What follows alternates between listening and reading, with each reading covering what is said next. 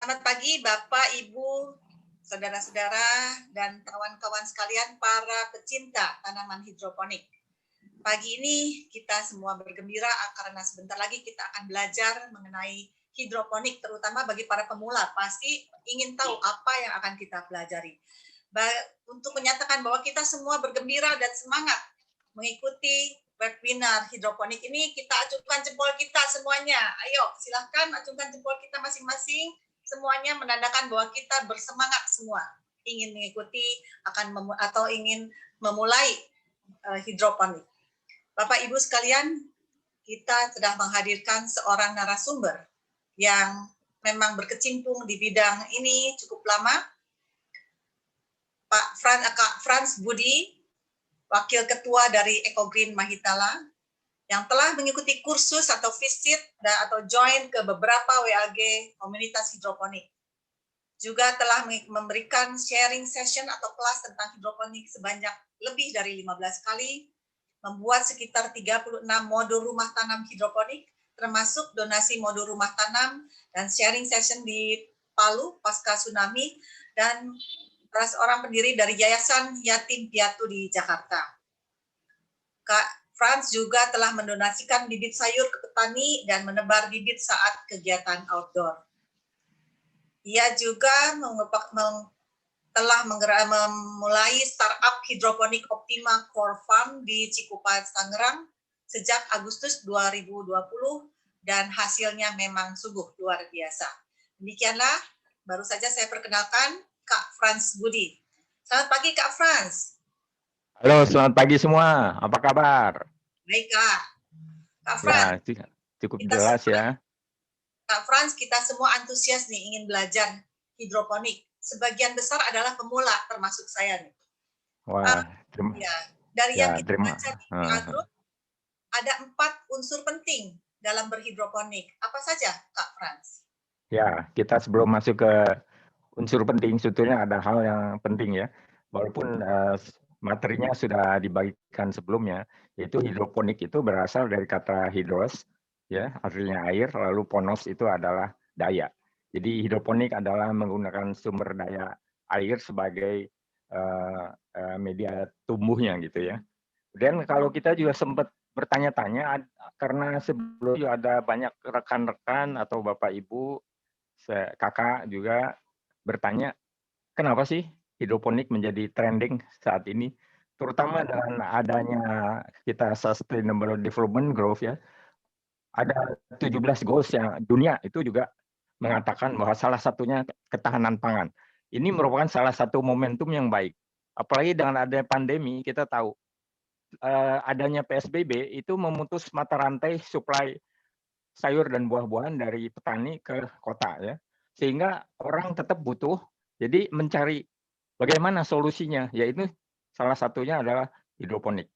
Hidroponik, lalu juga kita tahu tadi Kak Yudi sempat ngomong, wah saya juga pengen belajar, rumah saya kecil, bagaimana? Ini hidroponik itu salah satu solusinya. Yang penting ada 4 hal ya yang akan kita perlukan, yaitu pertama apa? Yaitu nutrisi.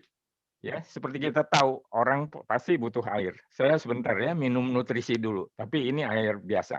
Ini bukan promosi merek. Nah, nutrisi itu dibutuhkan oleh tanaman itu sesuai dengan hara makro mikro yang dibutuhkan baik jenis sayurnya maupun umurnya. Jadi akan berbeda-beda kebutuhannya. Kalau mau kita tahu lebih akurat, sebetulnya ada meter, yaitu ukuran kepekatan, yaitu menggunakan TDS meter. Kemudian pH meternya juga penting, kepekatannya, asam basanya penting. Di mana kalau untuk tanaman ada di pH 5,5 sampai 6,5 itu yang paling ideal ya. Lalu dari nutrisi kita masuk kepada apa? Kita bernapas. Kita bernapas butuh oksigen. Tanaman juga pasti butuh oksigen. Oksigen didapat dari mana? Yaitu dia hisap melalui akar. Kenapa? Kalau kita ketahui bahwa tanaman yang ditanam di pot atau di tanah itu selalu juga dikorek-korek ya, istilahnya digawir gitu. Nah, itu tujuannya supaya ada didapat oksigen. Yang ketiga adalah sinar matahari atau yang kita bersyukur sekali bahwa Indonesia sangat mendapat kemewahan, yaitu sinar matahari kita bisa dapat sepanjang tahun ya, walaupun musim hujan pasti ada matahari pada pagi atau sore ya. Sinar matahari dibutuhkan untuk manusia pun untuk kekebalan tubuh. Dengan adanya pandemi, kita juga dianjurkan 1-2 jam di pagi hari itu paling baik gitu ya. Untuk tanaman pun dibutuhkan untuk proses fotosintesa, yaitu timbulnya klorofil, lalu keluarlah hijauan yang kita butuhkan. Yang keempat, mau tahu nggak apa itu? Ya, tidak ada di dalam rumus apapun, sebetulnya ada di dalam diri kita, yaitu passion. Kita kenal, ya, yang sering nonton drama Korea ini apa nih? Ya, Sarang Hayo ya, I love you kepada tanaman. Jangan heran bahwa tanaman itu kan makhluk. Ada yang mengatakan bahwa kalau kita waktu menyiram, menengok, kita ya berbunga ya, yang bagus ya tumbuhnya, sambil kita memeriksa apakah ada ulat atau daun yang kering atau bagaimana. Dengan adanya passion, kita perhatian itu akan dilakukan baik pagi mau berangkat ke kantor atau pulang dari kantor, kita periksa nutrisinya apakah cukup atau tidak, karena tanaman menghisap nutrisi lama-lama akan habis, di samping dengan adanya penguapan itu juga mengurangi nutrisi level. Kira-kira itu sih, ya. Terima kasih Kak Franz. Berarti ada 4 Ya, ya utama, yaitu nutrisi, sinar matahari, oksigen, dan satu lagi passion. Penting juga ya Pak, passion. ya, ya. Selain itu tentunya ada media yang dibutuhkan. Media tanam itu ada apa saja Pak? Dan apa syarat tanam media tanam untuk hidroponik? Sebetulnya urutan yang cukup banyak. Media saya hanya memberi 6 contoh, yaitu saya akan coba peragakan ya. Ini maaf asisten saya sedang pulang ya. Jadi ini ada rock wool ya, rock wool. Ya, ini awal-awal dikenal untuk ducting AC ya, pendinginan AC. Dan sekam bakar. Sekam bakar itu dari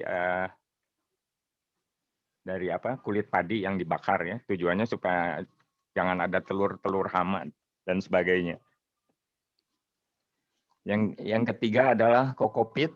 Kokopit itu dari sabut kelapa. Ada yang halusnya, ada yang masih kasar. Itu penggunaannya masing-masing berbeda. Yang keempat adalah hidroton. Ya, hidroton itu semacam butiran bata merah, cuma ini dibentuk dalam bentuk bulat-bulat begitu.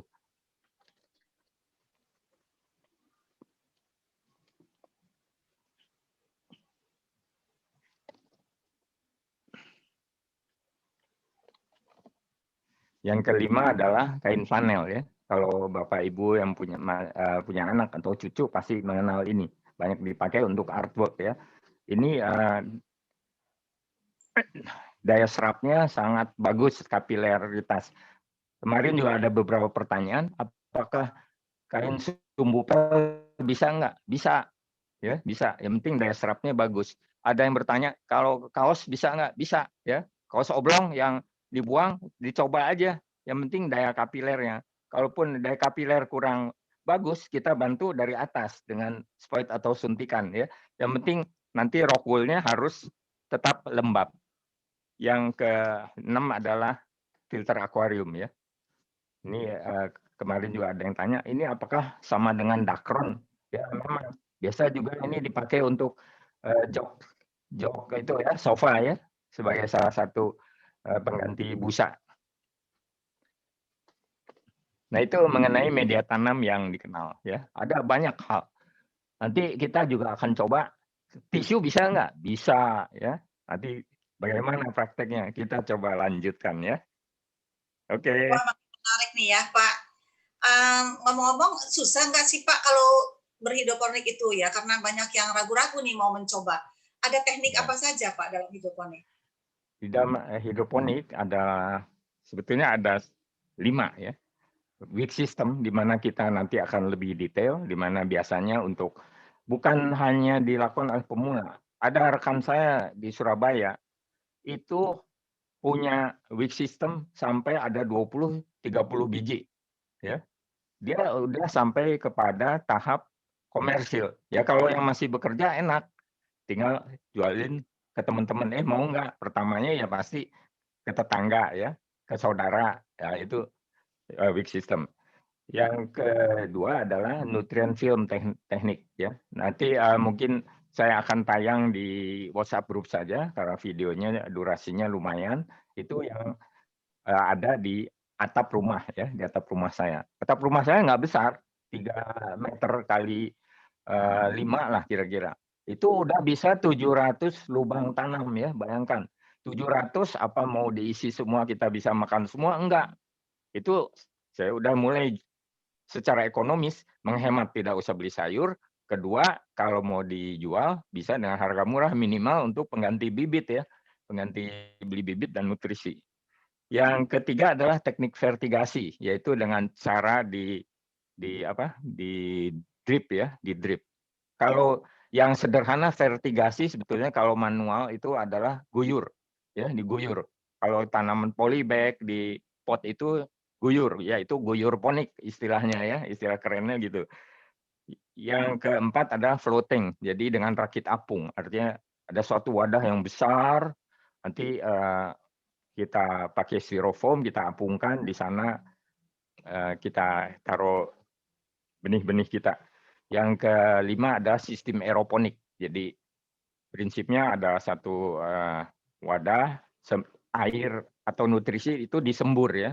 Kalau disembur memang akan secara teknologi bagus, tapi juga banyak kendala dengan sering mampetnya daripada sprayer-sprayer yang ada gitu ya.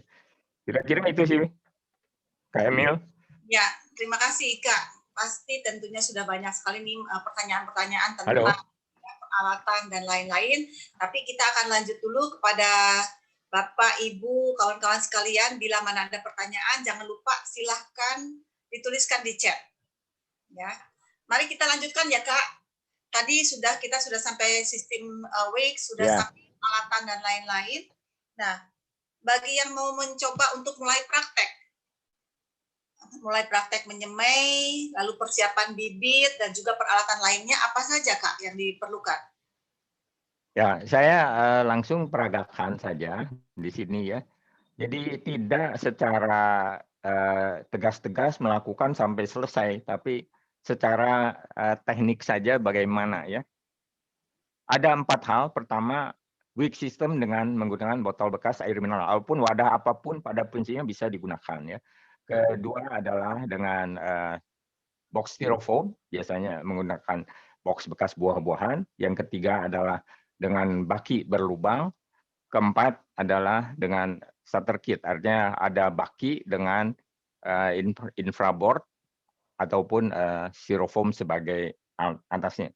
Satu persatu, saya bisa mulai langsung aja ya. Ya, silakan Kak. Silakan Kak. Ya, seperti kita yang sudah sempat mendaftar untuk memilih weak system 1, yaitu botol air mineral. Yang saya mau katakan tidak hanya botol air mineral, tapi ini tahu apa? Ya, bekas kue ini ya, sama. Ya, kita bisa lakukan pembolongan. Ada lagi yang kenal ini? Ya, yang doyan es krim pasti tahu nih. Ya, lumayan nih 8 liter nih, 8 liter. Jangan dibuang. Kita bisa bikin lubang-lubang seperti ini ya. Ini bisa 4 buah. Tujuannya apa? Ini pasti mengambang ya, artinya mengambang, harus dibantu dengan kain flanel sebagai sumbu. Jadi kalau airnya turun itu tetap dihisap oleh akar. Ini apa? Ada lubang-lubang, tujuannya adalah untuk masuknya oksigen. Di satu sisi untuk memasukkan nutrisi. Ya, ini contoh. Itu semua ada maksud. Nah, yang saya mau share adalah yang modal botol.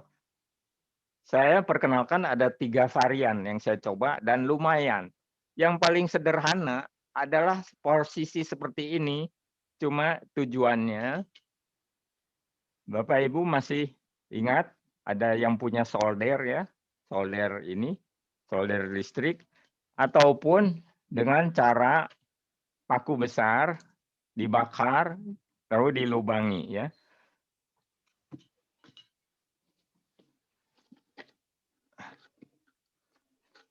Ini contoh botol tadi,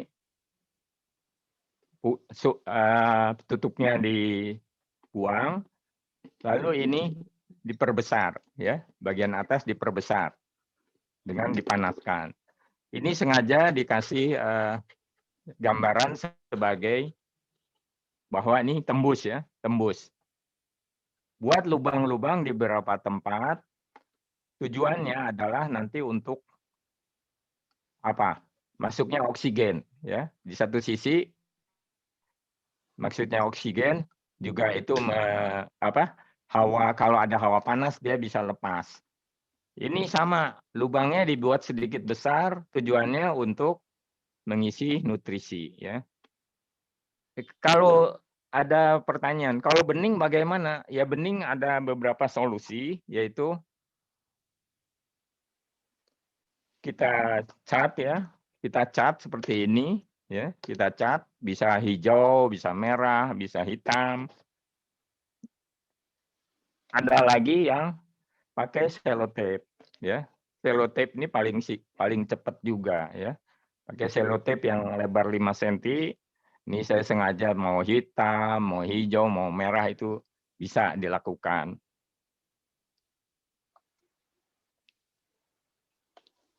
Ini yang pertama. Yang kedua, ya botol ini kita buat seperti cetakan bundar ya dengan spidol kita lingkari ya, kita lingkari.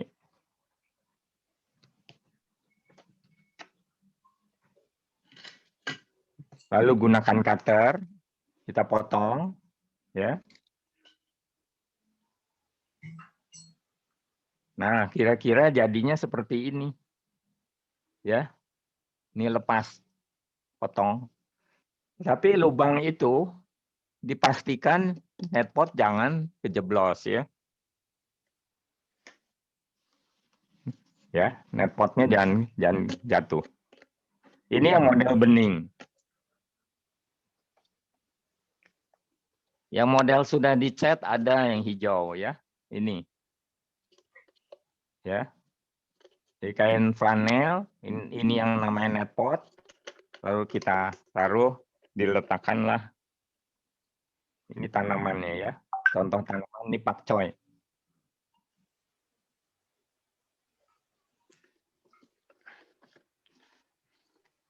Yang ketiga adalah masih botol yang contoh sama, kita potong di posisi garis ini.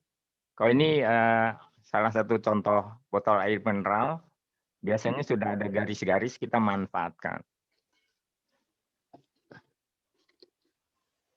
Lebih simpelnya, bagian atas ya, ini bagian atas, kita balik, kasih kain sumbu flanel, lalu ada rockwoolnya, kita masukkan ya. Sama, ini ada lubang-lubang untuk oksigen ya. Ini yang botol bekas air mineral. Ada yang bilang, aduh dicat susah banget ya, selotip susah banget. Ada ide solusinya apa? Kain kresek ya. Ini kain kresek, tinggal masukin aja, bungkus gitu. Cuma ingat, kalau ini kan kayak berantakan ya tetap kita harus rapihkan ya.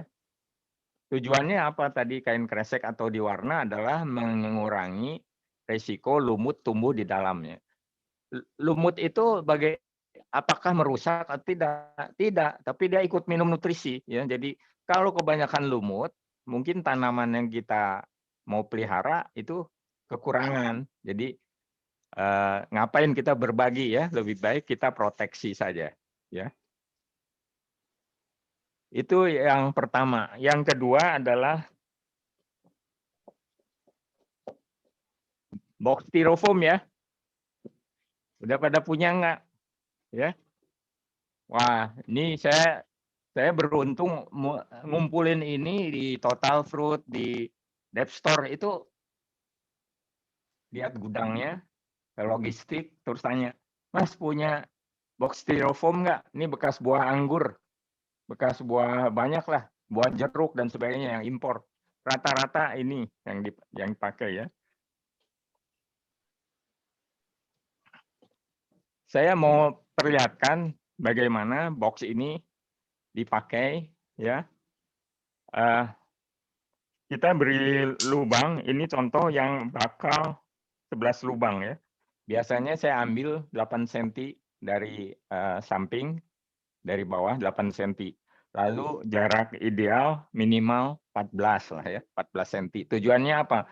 Kalau tanam pakcoy yang berdaun lebar, dia akan berbenturan. Ya, akan berbenturan, biasanya malah dilompat. Kalau dilompat menjadi jauh-jauh dan mengurangi kemungkinan tumbuhnya lumut, lubang yang tidak dipakai kita tutup dengan selotip. Ya. Kalau enggak, ini matahari tembus, lumut di dalam akan tumbuh.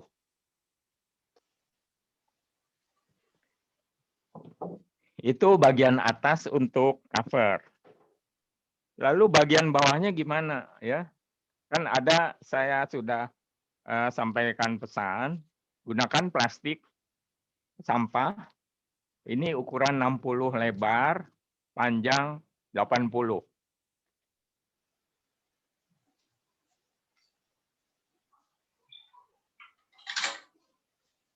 Ada yang udah siap nggak? Kita tinggal prosotin aja ya. Seperti ini. Ini susah banget nih. Ya. Ya. Leret. Jadi ya. Lalu apa? Di sini kan atasnya nggak rapi. Kita lebih bagus kalau satu lapis itu kadang-kadang sering rembes atau bocor. Kita lakukan 2 lapis ya. 2 lapis. 2 lapis. 2 lapis lalu masukkan air. Air ke dalam wadah. Air itu kan akan mendesak ke kiri kanan sehingga akan terbentuk tempat air yang cukup penuh, lalu bagian ujung rapihkan, kita tinggal tutup. Ya, tutup. Lalu ini adalah net pot dengan kain sumbunya. Kita tinggal tanam di sini. Ya. Tanam di sini. Ini contoh. Sama. Konsepnya seperti ini. Jadi tanaman akan tumbuh. Ini ada lubang-lubang, kadang-kadang juga menjadi apa? Kalau ada genangan kan memancing kemungkinan nyamuk akan bertelur, jentik-jentik itu ya.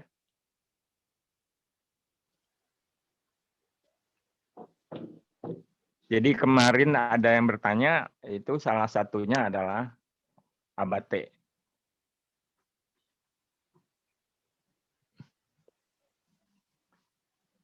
Ya, menggunakan abate. Lalu kita masuk kepada yang kedua, yaitu baki berlubang. Ini saya baru panen sayur hari Rabu kemarin. Ya, umurnya kira-kira 21 hari. Potong kangkung, potong. Kita bisa 3 kali panen. Ya, potong sebatas ini, lalu tunggu lagi 1 minggu, potong lagi sampai 3 kali. Yang lebihnya jangan dibuang ya, jangan dibuang. Itu tanam di tanah atau di pot, polybag. Kemarin ada yang juga sudah melakukan, tapi langsung tanam di tanah, kangkung menjadi bibit.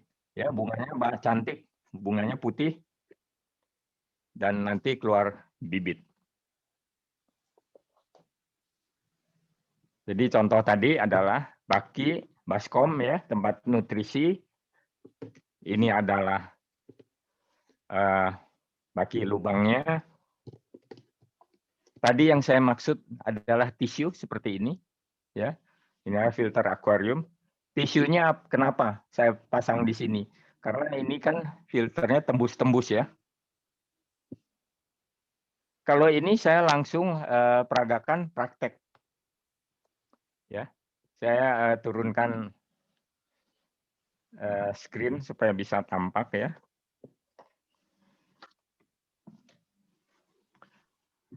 Ini kelihatan ya. Yang kemarin sudah rendam kangkung, ya. Sudah belum? Ada yang sempat belum? Ya. Kemarin lucu di angkatan yang sebelumnya, rendamnya diseduh air panas. Ya, mati dia. Ya, bekah bener, bekah atau apa? Merekah, betul. Nah, ini tinggal kita tabur ya. Bibit kita tabur saja.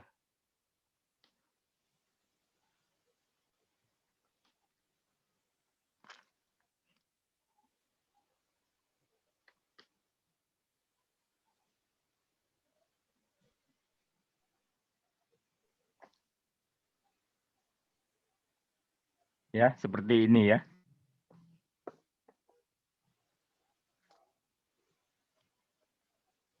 Saya mau kombinasi dengan bayam hijau.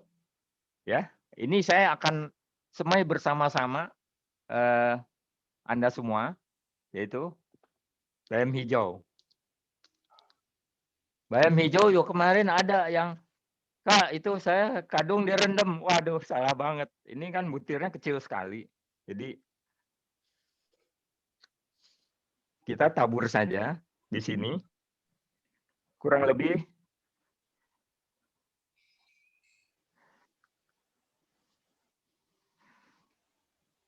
sepertiganya saya tabur bayam hijau. Lalu yang tengah ada bayam merah. Ini merek macam-macam ya. Ada panah merah, ada Hyraceae, ada Jawara, ya macam-macam. Ini bayam merah. Saya tabur daerah tengah.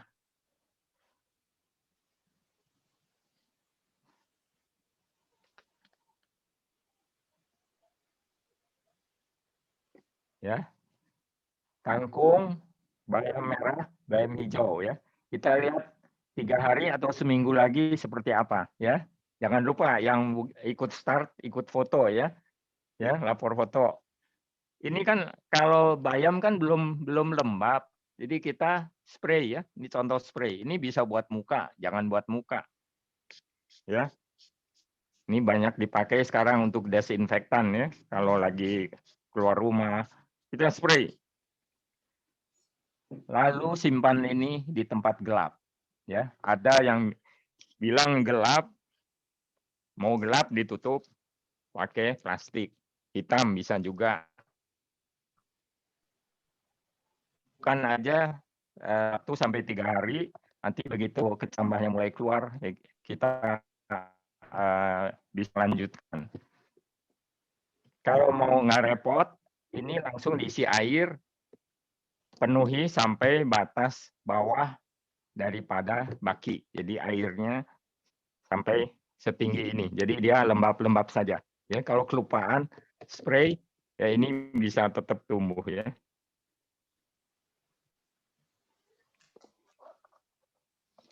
Ini yang ketiga, lalu yang keempat.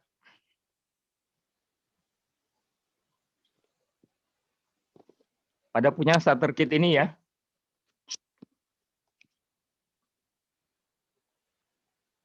Baskom, lalu infraboard yang dilubangi ada 9, ada saya lihat kemarin ada yang 12 ya. Alat pelubang kalau yang mau buat sendiri ya ini alatnya pelubang dibakar di kompor ya, lalu tinggal dimasukkan ya, masukkan. Alternatif lain bagian tutupnya adalah menggunakan styrofoam. Styrofoam yang 3 cm ya, tebalnya 3 cm kira-kira tebal. Kenapa? Kok lubangnya kecil-kecil? Ya, ini simple ya.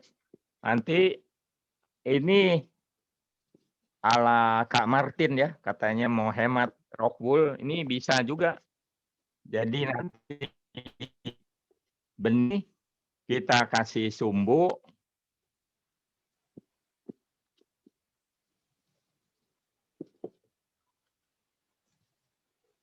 ya, yang sudah ada benihnya kita jepit, ya, kita jepit benih. Ini tidak perlu memakai net pot. Jadi ini bisa langsung, ya. Diameternya 2 cm, diameter 2 cm.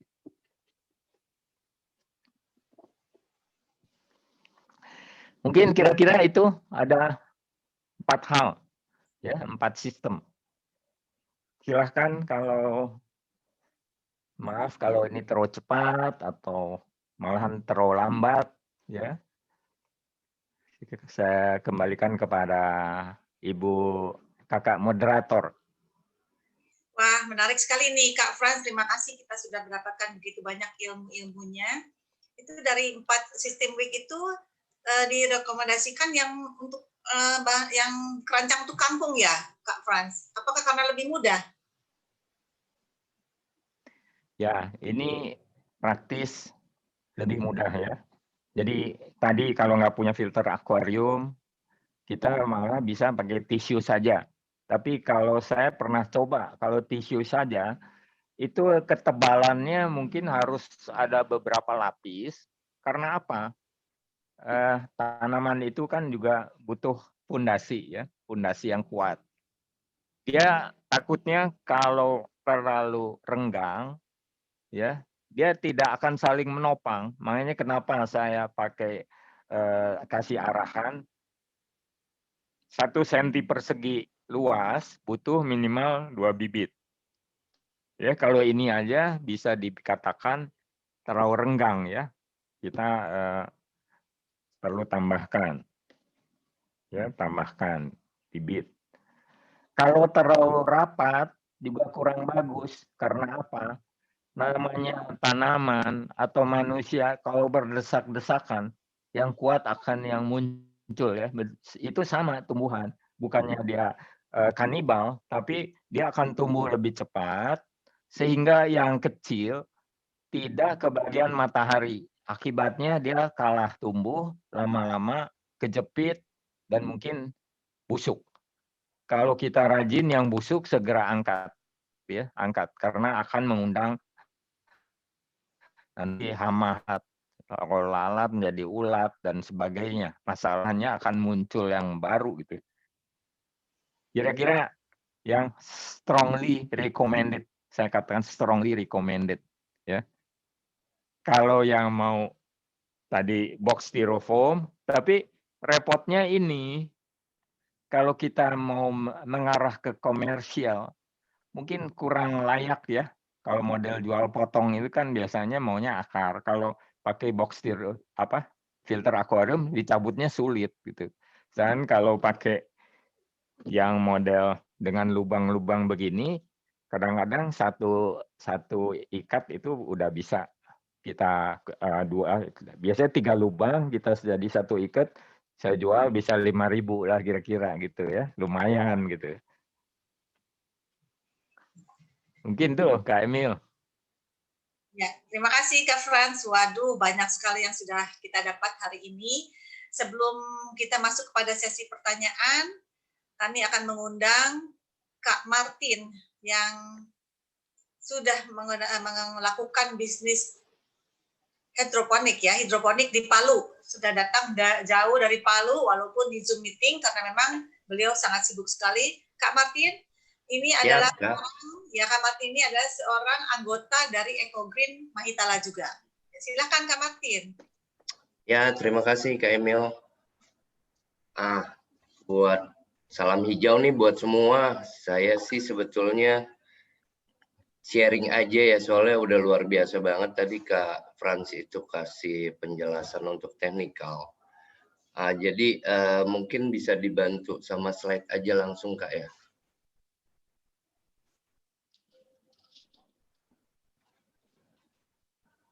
Oke. Saya awal mulanya sekali sih sebetulnya dapat instruksi sih dari istri. Jadi ayah bikinin dong hidroponik. Terus ya udah akhirnya kita search di YouTube.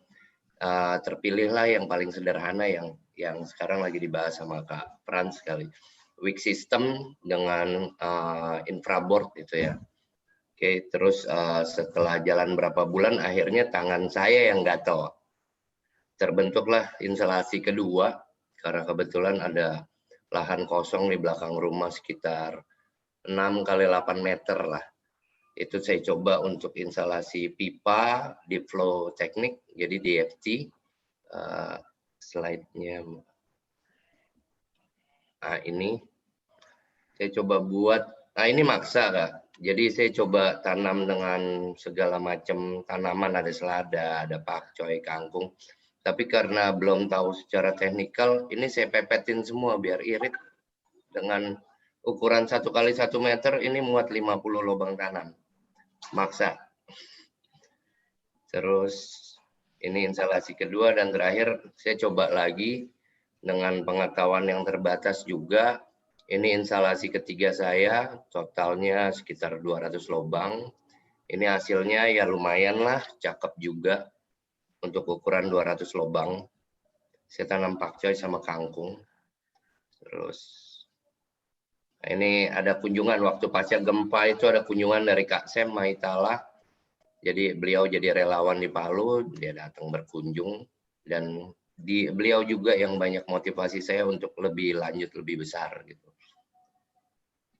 Lanjut. Nah ini di instalasi yang di dinding tadi, segala macam coba ditanam Mbak. Biar kita tahu karakter masing-masing jenis tanaman itu bagaimana gitu. Jadi saya coba tanam selada merah, pakcoy, selada hijau, kangkung, bayam. Kurang lebih seperti itu. Nah dari semua instalasi ini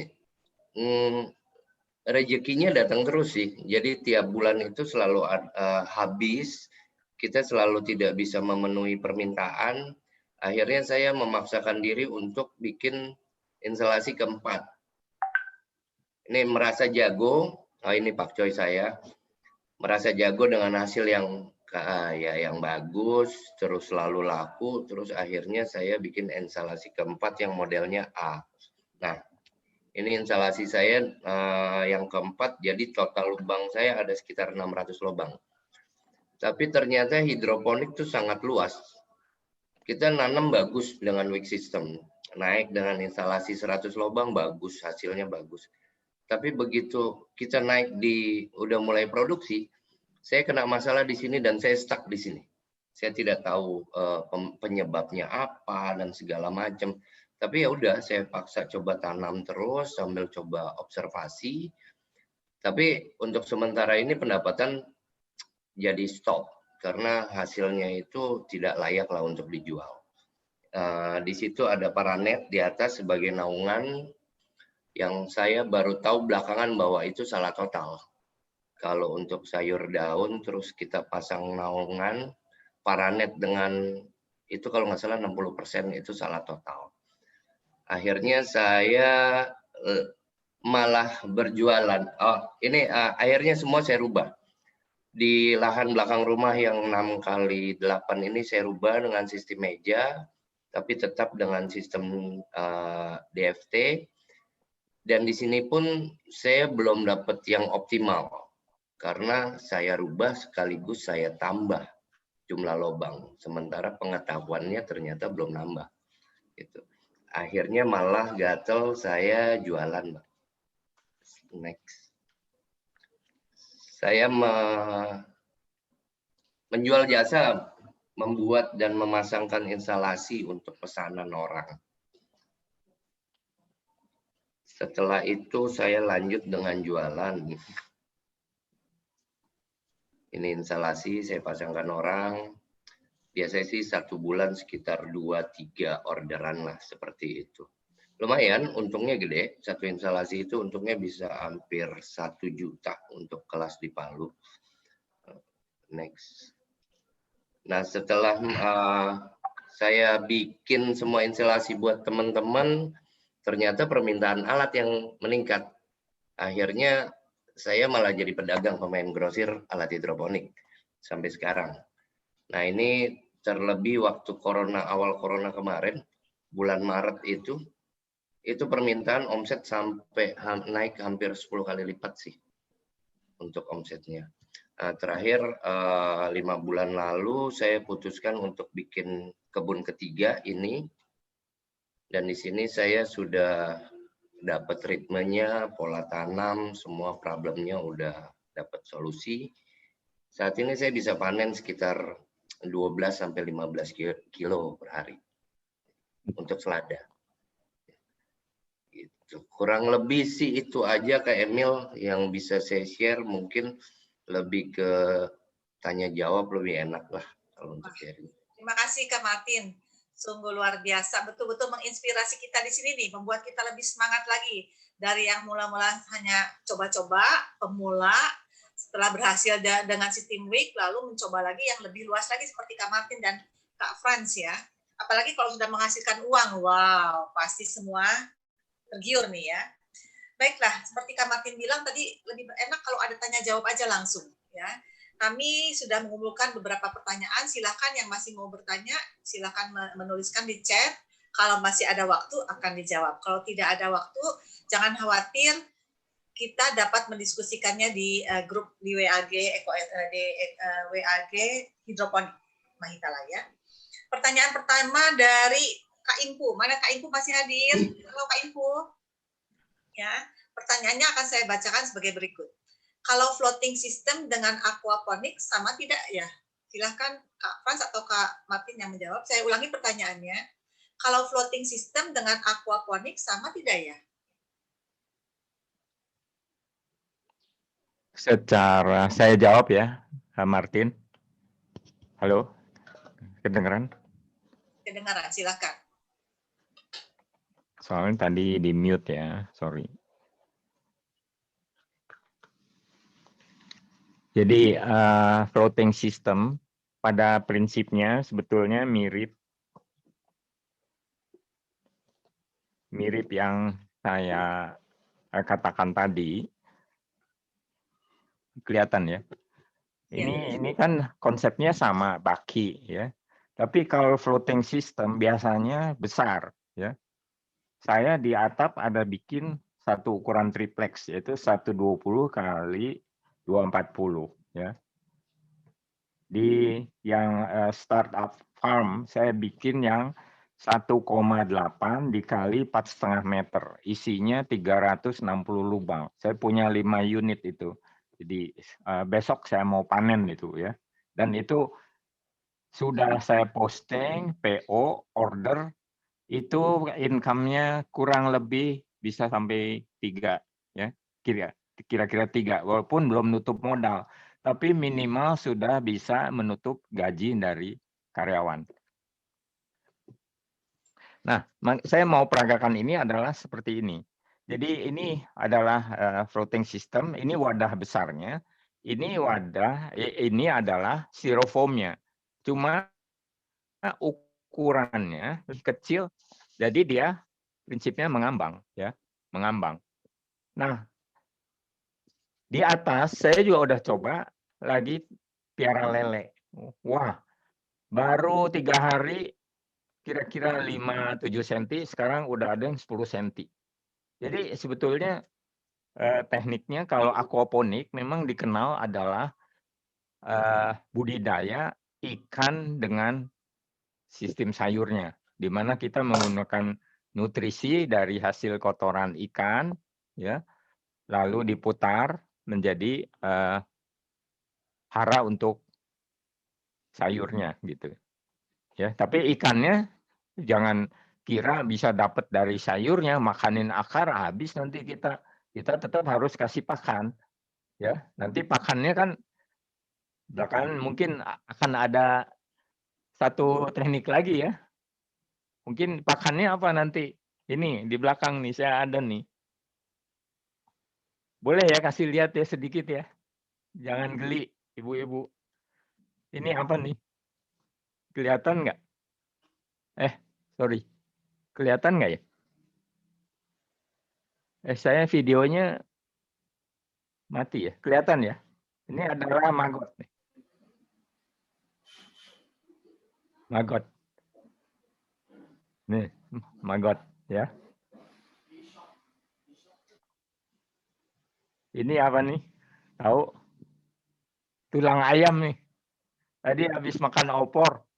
Wah, kita kan nggak makan tulang ayam. Saya cemplungin aja ke dalam. Habis tinggal kaki-kakinya nih. Geli ya. Tapi ini adalah salah satunya ya. Itu salah satunya untuk komoditi untuk pakan ikan ya. Apa kira-kira menjawab nggak itu? Tadi antara floating system, rakit apung atau sistem aquaponik. Ya, cukup jelas Kak Frans. Mudah-mudahan menjawab pertanyaan Kak Inpu ya. Pertanyaan kedua dari Kak Nani. Saya sudah mulai bikin hidroponik, tapi masalahnya kenapa batangnya kurus-kurus tinggi ya? Apa karena sinar mataharinya cuma sore saja antara jam 3 sampai jam 4? Silahkan dijawab. Ya, itu yang Kak Martin lakukan tuh sebetulnya mirip tuh. Jadi tadi waktu mulai bikin yang model tipe A itu, pasang paranet. Itu malahan serapan mataharinya 60% hilang. Jadi memang salah satu syarat untuk berhidroponik ataupun tanaman apapun kecuali tanaman hias indoor, itu matahari itu tergantung durasi juga. Jadi kalau jangkanya pendek, itu maka terjadilah yang namanya kita istilahin di hidroponik itu kutilang, ya, kurus, tinggi, langsing, kutilang. Kalau remaja pasti seneng ya, kurus, tinggi, langsing gitu ya. Itu idol. Tapi kalau tanaman justru kita mau ambil gemuknya ya, pendek, gemuk. Itu istilah pendek gemuk gitu. Pendek buntet gitu. Nah, itu betul. Memang masalahnya adalah matahari, paparan matahari. Jadi ya mungkin harus dicari tempat lain atau sekarang juga sedang dikembangkan banyak dengan grow light ya, grow light atau lampu LED. Tapi itu kan pasti memakan investasi untuk listrik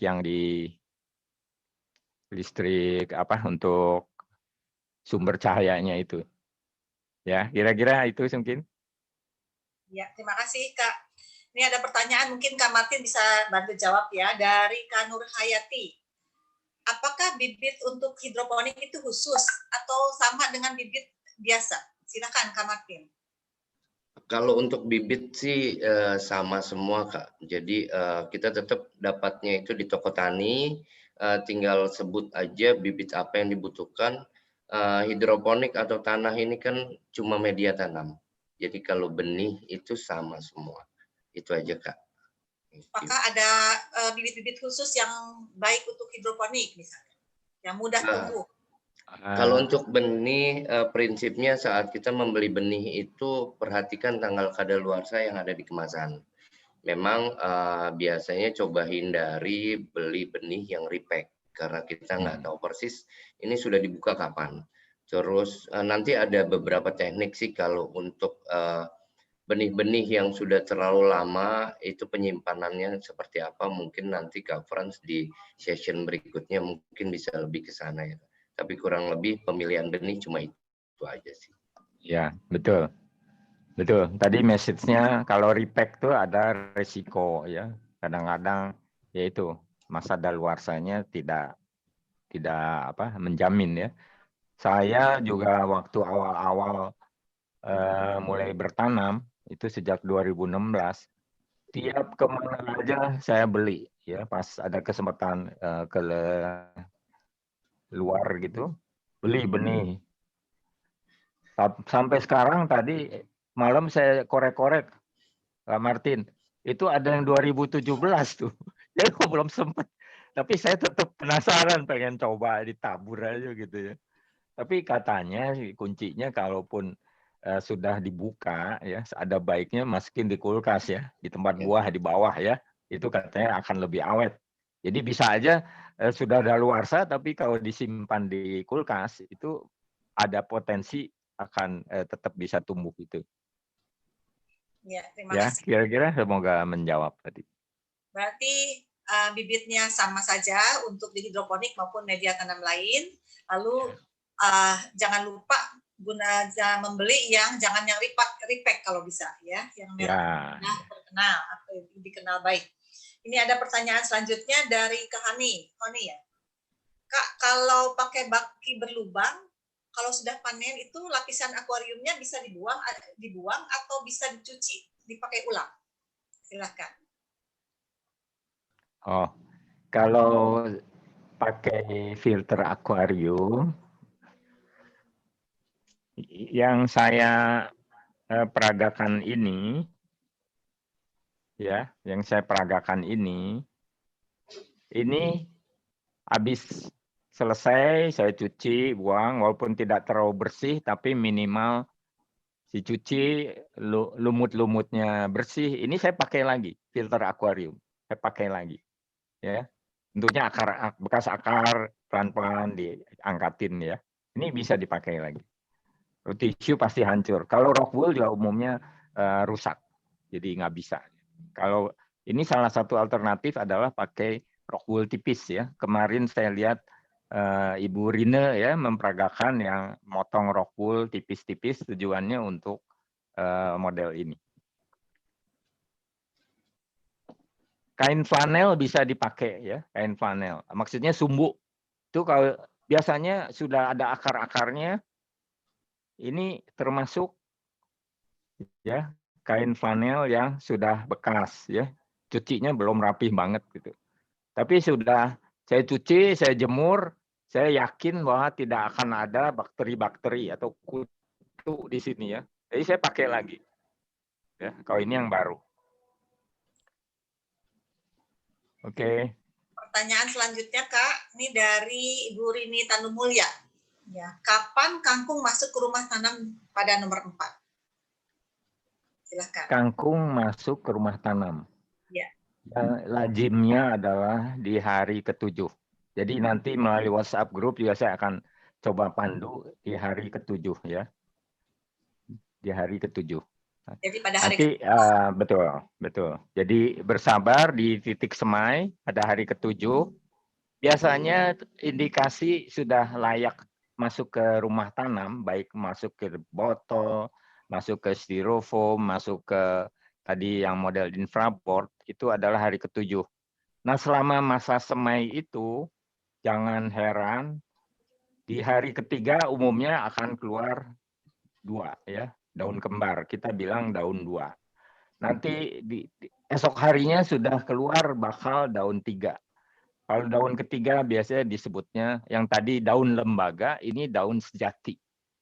Nanti selama udah daun sejati, daun ketiga, itu sebetulnya nutrisi sudah bisa kita tambah. Ya. Nanti seperti apa? Tolong yang sudah mulai bisa foto ya, untuk memastikan. Karena kalau kita nanam rombongan, ada yang udah baru daun 2, ada yang mulai 3, ada yang mulai 4. Nah itu bagaimana gitu ya? Itu seninya di sini. Karena anak kembar aja, ada teman punya anak kembar 4, tumbuhnya bisa beda-beda. Semua dikasih sama, pakaian apa semua sama, dikasih makanan sama ya.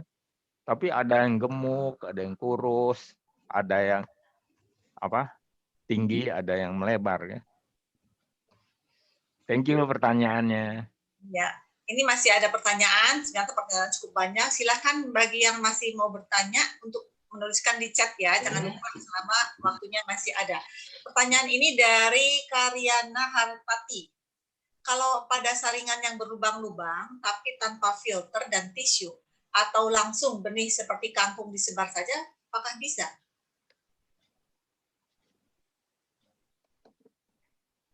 Sebetulnya tergantung, ini sorry saya nggak berani dibalik ya. Kalau lubang besar dia akan tembus ya. Jadi kalau lubang kecil itu mungkin tidak tembus, tapi akan bermasalah terhadap jalannya akar. Ya, jadi tolong perhatikan, tidak tembus tapi sulit untuk akar nembus. Dan akar jangan heran, kalau kangkung itu bisa besar. Bisa yang lebih besar dari tusuk sate ya. Jadi lubang itu kalau lebih kecil dari ini, akarnya kasihan kejepit ya. Jadi memang sebetulnya media ini adalah sebagai perantara supaya jangan tembus gitu ya. Di satu sisi. Tapi pada saat kecil pun dia akan menjadi tempat dia berdiri ya. Tapi karena berdirinya bareng itu saling nopang gitu ya, saling nopang. Makanya tingkat kerapatan itu penting ya. Renggang bisa. Ada kemarin yang bertanya, baki ini bisa untuk pakcoy? Bisa. Tapi kalau pakcoy bertumbuh daunnya melebar, nanti saling bentur. Kalau udah saling bentur, biasanya dia males. Ya ini sesek banget sih ya. Mau pindah kan nggak bisa ya, tanaman nggak bisa pindah sendiri kan, betul nggak? Oke, cukup oke. Ya, terima Nanti kasih jawabannya. Ini ada pertanyaan, mungkin Kak Martin bisa jawab nih ya, dari Kak Ade. sorry, kalau bisa di skip ya pertanyaan Ani terakhir, karena ini kita belum mulai semai nih, ya Oh, begitu. motong rockwool semai. Nanti Ya. kasihkan. Satu pertanyaan terakhir saja ini untuk Kak Martin ya. Kalau selada bokor dan pakcoy bisa ditanam seperti kangkung dan bayam yang tadi diperagakan? Kalau pertanyaan ini barusan aja Kak Frans habis menjawab itu sebetulnya. Yang desak-desakan jadi tanaman nggak bisa pindah sendiri. Itu jawabannya. Jadi prinsipnya bisa secara teknikal, tapi tempatnya jarak antar tumbuhan ini harus diatur. Kalau untuk selada itu idealnya dia ada di 20 sampai 25 cm jarak tanamnya. Kalau pakcoy itu di 15 sampai 20 cm udah oke. Itu aja sih Kak Emil. Terima kasih Kak Martin.